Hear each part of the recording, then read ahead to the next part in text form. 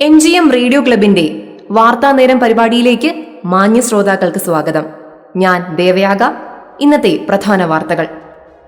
മാറ്റങ്ങളിലാണ് പ്രതീക്ഷ, പ്രതീക്ഷയാണ് ജീവിതം. പുതിയ കാൽവെപ്പുകളോടെ NDA സർക്കാർ അധികാരമേറ്റു. പ്രധാനമന്ത്രി നരേന്ദ്രമോദിയുടെ മൂന്നാം സർക്കാർ കേന്ദ്രത്തിൽ അധികാരത്തിലേറിയിരിക്കുന്നു. പ്രധാനമന്ത്രിയും മറ്റ് 71 മന്ത്രിമാരും അടങ്ങുന്ന 72 മന്ത്രിമാരാണ് 9/6/2024 രാത്രി 7:15 രാഷ്ട്രപതി ഭവനിൽ നടന്ന രാഷ്ട്രപതി ദ്രൗപദി മുർമുവിന് മുന്നിൽ സത്യപ്രതിജ്ഞ ചെയ്തത്.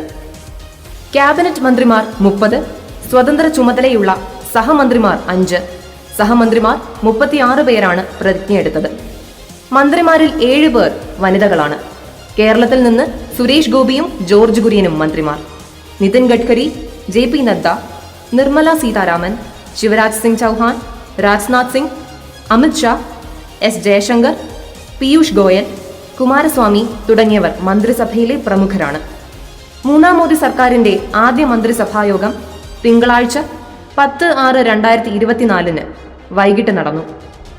ആദ്യ പ്രധാനമന്ത്രി ജവഹർലാൽ നെഹ്റുവിന് ശേഷം തുടർച്ചയായി മൂന്നാമതും പ്രധാനമന്ത്രിയാകുന്ന വ്യക്തിയാണ് നരേന്ദ്രമോദി. ആദ്യം 2014-ലും രണ്ടാമത് 2019-ലുമായിരുന്നു അദ്ദേഹം പ്രധാനമന്ത്രിയായത്.